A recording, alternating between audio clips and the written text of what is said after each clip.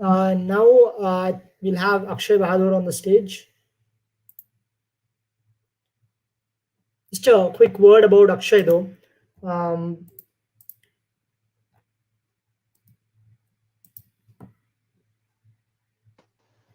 Hey guys, yeah, I'll just Akshay, I'll just quickly introduce you and you'll be on. Yeah. sure, yeah. Yeah. So Akshay's interest in computer science sparked when he was working on women's safety application aimed towards the women's welfare in India, and since then he's been incessantly tackling social issues in India through technology. He's currently working alongside Google to make an Indian sign language recognition system specifically aimed at running on low resource environments for developing countries. His ambition is to make valuable contributions towards the ML community and leave a message of perseverance and tenacity. He is one of the 8 Google developers experts from India, along with being one of 150 members worldwide for the Intel Software Innovator Program. I mean, there are a lot of other achievements here, but I'll let Akshay's talk speak for himself. And Akshay, the stage is yours. All right, thank you so much. Thank you so much for joining. Let me quickly share my screen. Um, all right, so today we'll be talking about resource utilization as a metric for machine learning. And this is going to be a 25-minute session. So we'll go into depth in some concepts, but I'm going to leave some room open for you guys to explore on your own. Um So before we start, a big thanks to PyCon India community for organizing such a huge event, and the working has been really smooth. Big congrats to them. Okay, so before we start, just a bit about myself. So these are some of the points that I have written down. So I have been awarded the most information and young data scientist of the year award for my contributions. At the same time, as already mentioned, I'm also collaborating with Google on my Indian Sign Language Recognition project. I got a chance to go to California to display my project to the TensorFlow team. I've also presented my research tutorial at IEEE Winter Conference. Um in general, I've been invited for over 50 sessions and keynotes on machine learning. So I can very well say that you are in good hands. All right. These are some of the snippets of me at some conferences. This is all over India and all over the world as well, where I just like to share my knowledge and share my love for machine learning with everyone. So an important link. So if you want to follow along, here's an interesting link. So just go to bit.ly/pycon-20. And once you do that, you will be redirected to my GitHub page, and that GitHub page contains links and references to all the topics that we'll be covering today. So if you miss out on something, you can, and if you want to follow along a bit later, you can do that. Just go to bit.ly/pycon-20, and you'll be redirected to this page. So before we start, a bit about machine learning is nothing but an ordinary system. And with the help of AI is artificial intelligence, and how we do that can vary. With machine learning, mostly it's done with data. So with the help of machine learning, your model will learn, it will predict, and it will improve over time. So this is the essence of machine learning. We can convert any ordinary system using AI to make these valuable predictions, which can make a difference in productivity and efficiency. So before we start, let's start with a very simple example. I'm pretty sure everybody must have done this problem. So this is MNIST, or digit classification. So this is one of the very basic problems when we start with machine learning with image processing. This is the most simple project that anyone goes for. So let's talk about MNIST a bit first. So anybody who does not know, that's still fine. Let's just explore what exactly it means. So as you can see that we already have something called as MNIST.load data, which comes out of box for Keras, and also comes out of the box for most of the frameworks. So you can just simply write a function show data, which will give you or show you the amount of, or show you the different images in your data set. So this is what you will get. So basically, given the image of the digit 3, and you'll also have a label 3. So the whole task is to classify each of the photographs of these digits. Okay, seems really simple. Let's see how we could do that. And before that, let's try to analyze and see if we can use some simple techniques that we might have learned in mathematics or in statistics to see if we can improve our algorithm. So let's print the shape. So when you print the shape, we get 28 by 28, which means that the images are of size of height 28 and width 28. And if we print out all the pixel values, we get these 28 by 28 values. And what we notice here very clearly is that the least value is 0 and the maximum value is 255, which is the highest pixel intensity of any pixel. So lowest will be 0 and highest will be 255, corresponding to 0 and black, respectively. But what we also notice that this is a very sparse matrix. That is, it means it's scattered. So between 0 to 255, you can see that uh, this is a highly spread out data, which means that it's going to be difficult for this data to converge. So we'll take the help of normalization, which is a very simple technique that we might have studied back in class 11th or 12th in statistics or mathematics. And normalization is nothing but kind of giving an upper bound and lower bound to your data. So let's see how we do that. So what you could do is a very simple technique. You divide your data set by the highest value. And in this case, I'm dividing my training set and my test set by 255. And once that happens, the shape remains the same, which means that they're still working with 28 by 28 images. But now you can see that my spread of the data is less. So the lowest value is 0 and the uppermost value is 1. So we are containing the spread of the data, and this helps in convergence, which means that ideally or theoretically, if we go with this logic, our machine learning model will converge faster. Let's put that to use. And this is a very simple concept. As I already mentioned, normalization is a very basic concept that I've studied in statistics, perhaps in class 10th or 11th. So let's see, let's put that to use. Okay, and then there's another technique that we could use. So in this case, in the previous case, as you can see that the uppermost value is 1 and the lowermost value is 0, which means that the average mean is going to be around 0.5, helps in convergence. But there's another technique that we could follow in which the mean could be 0. So what we do is we divide by the high half of the value and we subtract 1 from it. So if you see, we are dividing the training set by 127.5, which is half of 255, and then we are subtracting 1 from it.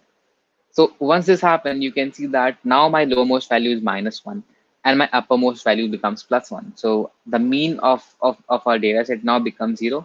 And mathematically, it has been proven that if your mean is centered around 0, your model will converge much better.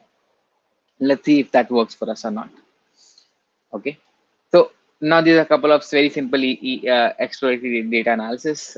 I'm just seeing that, I have 60,000 examples in my training set. I have 10,000 examples in my test set. This is the shape, and the Y label is 10 because we are going to classify digits from 0 to 9, which is equal to 10 digits. And in this case, we are using a simple network. We are not even using a CNN network. We are using a simple feed-forward networks, and let's see how it works for us. Okay, so now we are going to work with non-normalized data. So the data is unnormalized, and we are running it for 2 epochs. Let's see how it looks. So this is just the model definition. You can see, maybe check it out a bit later. And the number of total parameters are around 4468,000 total trainable parameters. Now let's look at our training. Let's look at the training. So what we see that it takes around 68 microseconds per step, which means per epoch it takes 68 microseconds, and the loss is around 11, and the accuracy is around 26%. So if you think logically, even if we do a simple random calculation, I'll still have a probability of 10%. That means that I have total output classes to be 10, and out of that, if I select randomly, I will still have a probability of getting it right 1 out of 10 times, so which is around 10%. So we are doing slightly better than that, but not as good as I would have wanted my model to work. And let's look at the normalized data set. So this is a normalized data set where the mean is 0.5. So the lower value is 0 and the upper value is 1. Let's see how it performs.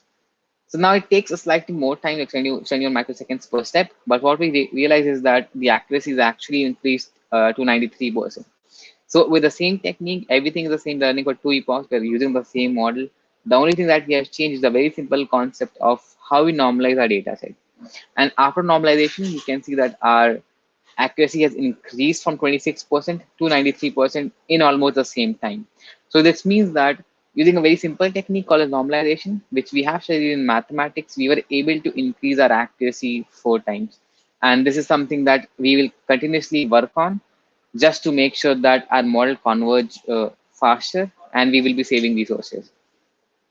And then similarly, you can also see this data set where the mean is around 0. It performs almost equally well. It takes a bit of less time, performs equally well. But again, these are only working on MNIST data set, so we cannot say for sure that this works best for us or not. But we can clearly see that with normalized data set, our model performs much better. So just wanted to highlight that using very simple techniques of mathematics and statistics that you might have already studied, we can make a huge difference in terms of how we train the model and how effectively we train the model. And this is the accuracy and the train and the loss graph. You can see that on the right you have the data set which is normalized, and you can see that the accuracy increased continuously, and it's a good sign. Now we'll talk a bit about optimizers. And optimizers are nothing but they tell you how to optimize in a model. All right, so we'll look at this very simple example. So what you see here is that so the model remains the same. The only thing that I have changed is that I have added an optim variable, and I'm going to use that optimizer at the time of compilation to see how different optimizers work for the model. Right. So this is the same model from before, just a normal feed forward network, and as you can see, the number of trainable parameters are also the same. All right, let's go forward. So we'll talk about stochastic gradient descent.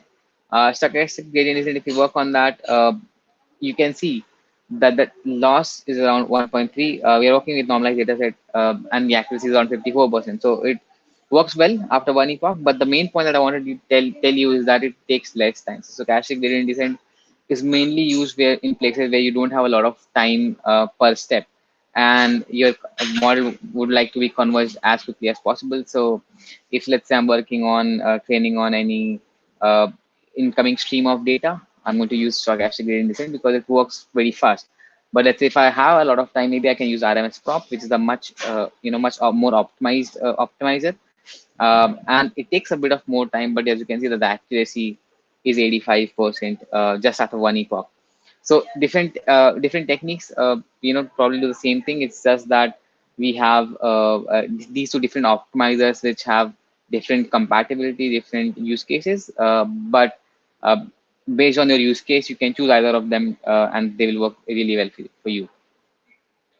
So now let's talk about activation. Activation is nothing but giving your model non-linearity. And I think you all already must know a lot of these very popular activation functions like ReLU, and also we'll look at that. We'll try to discuss that quickly. So yeah, so now you can see that I have used another variable called activation. Now my optimizer is fixed at Adagrad, but I have used an activation function for my for both the dense layers. And of course, we are using the same model. The number of total parameters same as the same. And with Sigmoid, as you can see that it takes less time, but the accuracy is around 79%. If you use ReLU or rectified linear unit, the accuracy is around 86%. So different, different activation functions will help you deal with different factors. But with the problem with ReLU is that, which I have not discussed in this slide, is that it is very prone to gradient vanishing problems. So you might even want to check out leaky ReLU if that works for your use case or not. But as you can clearly see, Sigmoid works well. It takes less time. ReLU works better in terms of your accuracy, but it takes slightly more time because it has to do a little bit more calculations. So let's talk about learning rate decay and how effective it is. So with Keras, you can do a simple on batch, and you can do a callback and nothing. If you just look at this function, it does nothing but it divides the learning rate by the total number of iterations, which means that as the iterations increase, my learning rate will go down, and this is nothing but a very simple example of learning rate decay. And then let's say if you use this function, if you see that at callback, I'm calling this Adam learning rate tracker. Let's see how it works well with our training. So now you can see that on the first epoch my learning rate is around 0.0000001, and as the iteration goes forward, it goes down to 0.0003, and then of course it goes down to a much less value, and you can see that the accuracy works really well with same configurations if you're using these very small techniques, which we have studied, which we are aware of, and if you use it effectively, it's going to help us to build a better and a more efficient model on how exactly to save resources and build a very efficient machine learning model. Now we'll discuss about EMNIST. So we'll not discuss, but I just want to show you an example of how exactly you can integrate machine learning with other forms of techniques as well. So we look at this video. So this is using machine learning and image processing I have used so that I can do a very simple real-time calculation or real-time prediction. So this is nothing but an image processing or a computer vision application that I have written, and it gets the alphabets from the screen, and it performs these three regressions: logistic regression, or it's a shallow network, or a deep network. And you can see that network performs well in most of these cases. So yeah, so just want to give you an example that machine learning can be integrated with other technologies to build a product that is much more that performs that cater to different tasks. Similarly, there's something called I've developed something called a DigiEncoder, and all of these projects are available on my GitHub if you want to check that out. So what it does is that I have first trained my model to memorize these numbers, and then based on these numbers, my model is now trying to draw it from its own memory. So you can see these three windows to the left. I have a shallow network, a deep network, and a CNN network. And as you can see that because CNN work well with images, my CNN network is able to has a better memory, or better memory as in it's more intelligent. So you can see that it draws the digit 8 or the digit 4, I think in this case, with better precision. Okay. So yeah, so this is one of very simple techniques that you could follow along, and this might solve some use cases for you, and mostly it's very good for your learning process. So this is based on a simple concept of encoder decoders in machine learning. So let's move forward. Now we'll talk about CIFAR 10 dataset. So let's look at that. So very simple to what we have seen earlier on EMNIST. We'll be working on CIFAR 10 for a couple of minutes. So what I wanted to share is the network architecture also plays an important role. So up until now, we have been only working with very simple networks, or networks which have which are feed forward or MLP kind of networks. Very simple data analysis again. Now, the important thing to notice here is that now we are dealing with colored images, and if you see the image on the right, I think it's a frog, but it's very difficult for a human eye to even get this information. So it's going to be extremely difficult for a machine learning algorithm to do the same, right? So now we are working with image data, uh, and this is going to be the same architecture that we have seen before from the feed forward networks. And if we do a model.fit on this network, it is going to definitely, and of course we had another layer of dense of 1024 units, but as you can see that it does not perform well. So you can see that the accuracy is almost the same, which means that my model is not learning, and 10% accuracy means that it is a random prediction, right? So based on 10 images, based on 10 classes, if I select one randomly, I will still have a probability of getting it right 10% of the times. So this does not work well for me, and it's taking a lot of time as well. And as you can see, the accuracy goes down at first, increases and goes down, which means that my model is not learning at all. So now what you could do is when we're working with different use cases, we can actually change our network architecture based on the needs. So in this case, I can use a CNN network. CNN is very effective when it comes to dealing with images. And how we do that is kind of beyond the scope, but I'll just give you a very brief idea. When working with images, CNN network or CNN layers can learn a specific feature from the image, and these features then translate, and therefore CNN networks are very effective when it comes to dealing with images or videos. So you have a conv layer, and of course you have different max pooling and other layers as well, which help the conv layer to learn effectively. Now the total number of parameters are less for us, and at the same time you can see that the accuracy is 36%, which is not as good, but still it's better than 10%, which means that you can still change a network architecture a bit to make it much better. But what I wanted to show you is that it takes less time if you are working with a CNN layer, CNN network, if you have good efficient techniques in between, like max pooling and dropout.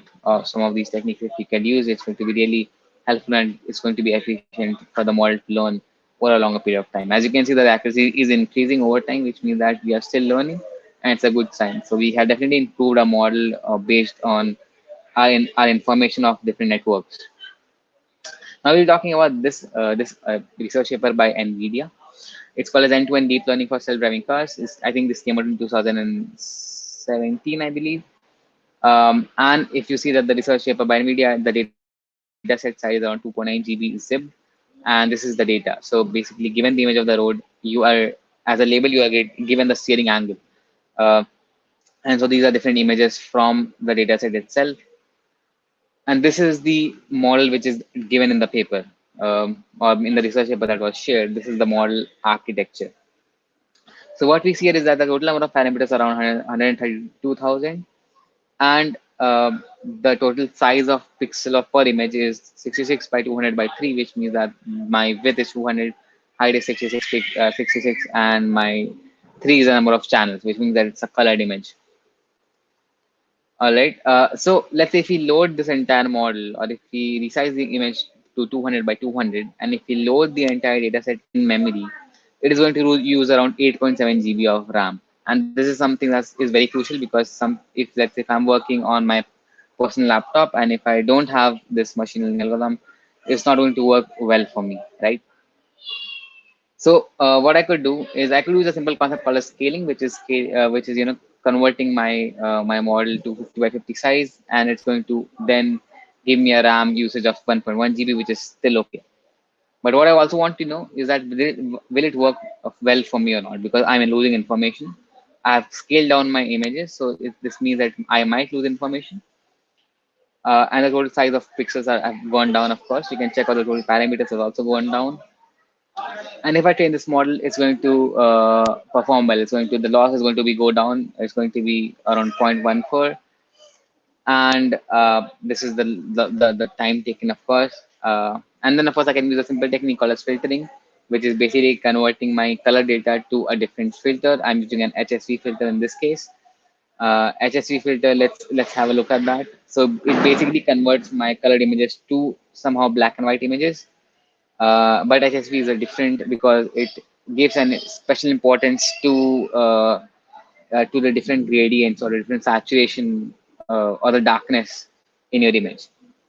So what you can notice here is that the road is more darker than the other area. So I worked on this concept that the road is going to be darker. So HSV format will see, I mean, will be able to extract the roads a bit better. So similarly, if I use this technique, I can do the same process in just 800 MB of RAM. And if I train the model, my total number of parameters have now gone down from 132,000 to just 32,000. And I can get a total pixels of per image of 2,500.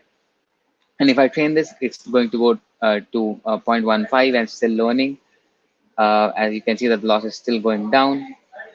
And at the same time, you can even use fit generator function, which means that I can load images at runtime, right? So this is what happens. I can use n number of different functions, and as you can see, the total number of parameters 10 million.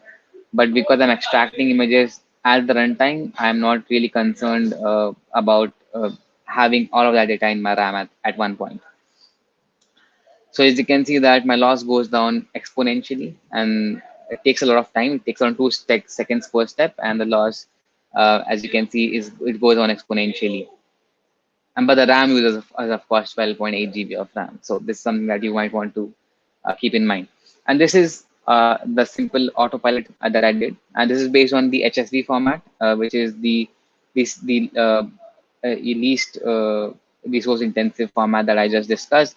It does not perform well in crowded areas, as you can see, but it still has a general idea of how this model will work. And this is very effective technique because now we have effectively gone down from 130,000 parameters to just 30,000 parameters, and my model is still performing well as per the expectations. Right. So I'm just going to quickly go ahead and skip some of the points because I have less time now. So talk about ISLAR, which is Indian Sign Language Recognition, which I'm working on. The promise statement is that around 40 million people in India have speech and hearing impairment. And the other solution should be that there should be a standard ISL. You can use AI and you can of course keep the resource intensity to the bare minimum. These are the preparation part. You can have a look at that. I went to an NGO and learned sign language. This is the data set that I prepared, and as you can see that I'm working with filtered images, so not colored images, just the uh, skeleton images of my face and my hand. And you can see that the whole video, you can have a look at that a bit later as well. So this is what the output looks like. And I even got a chance to go to California to look at my work. This is a small snippet from the video. So you can have a look at the entire video in your free time. So if you have any questions, feel free to reach out to me. You can reach out to me now or offline as well. Both of these work. You can go to my website, akshabahadur.com. And of course, you can give me a feedback if you feel that there is some points that I lagged in the session, or if you feel that I can improve on certain aspects, feel free to reach out. I will be more than happy to include those points in my presentation the next time. So this is it. This is Akshay Bahadur. You can find the content at bit.ly/pycon-20.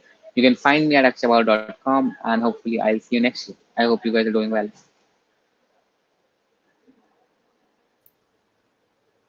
Akshay, thank you so much. It was very, again, well-timed talk, but I don't think that you are a stranger to talks within time limits. So Yeah. thank you. And we have one question, at least on an online capacity. Sure. Sachibir sir, this can be applied for continuous data, but what are the techniques for discrete types? Also, are there techniques for NLP processing? Yeah, so NLP processing is definitely quite interesting. To be honest, there are a lot of pre-processing is involved, and to be honest, NLP problems are more difficult, or it's more time-consuming because with images you have a certain boundary that the images are going to be between 0 to 255 pixels, but with data, with text data, you can have n number of different words. So some of the techniques that you could follow are pretty simple. So all the pre-processing steps like stemming, tokenization, all of these basic functionalities are definitely going to be helpful. At the same time, what I also wanted to show you, and I could not because of the time limit, is that using pre-trained models is very important. So I'm working on some technique where we use BERT-based vectors for learning itself. And earlier, when we were training the data from scratch, it was difficult for us. But once we use BERT embeddings, our machine learning model was performing much better, and we were able to retrieve information that was beyond our own analysis. So yeah, so use pre-training is also pretty important. So all of these techniques, you can use an amalgamation of all of these techniques to get a better idea of how you want to solve the problem.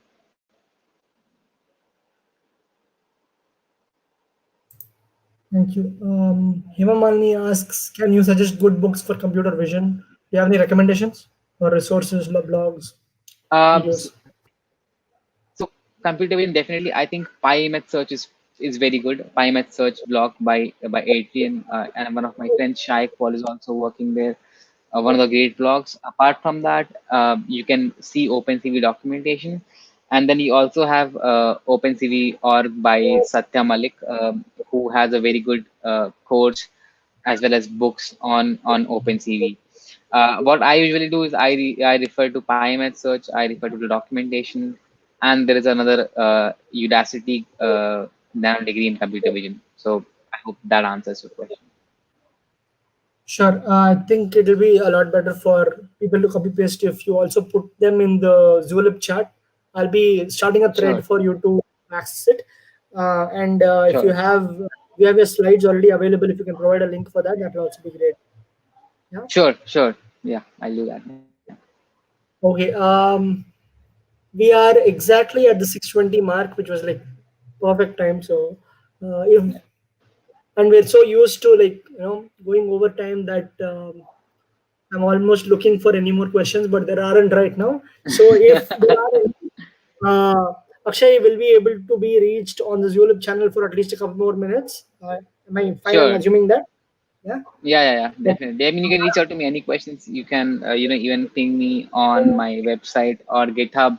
So just wanted to reiterate, if you want to see the links or to see the slides, you can go to bit.ly/PyCon-20, and you will be directed to my GitHub page, which contains links and references to all this. I mean, all the points in this talk. So you can Right. open an issue there itself if you have any doubts. But of course, I will be available on Zulip chat as well, so you can reach out to me there. So yeah, Sure thing. Yeah. Thank you. Then I will bring you down from the stage, and yep. we have our next speaker already ready. But again, thank you, and we'll see Okay. you soon. Thank you so much. Yep. See you next year. Take care. Bye.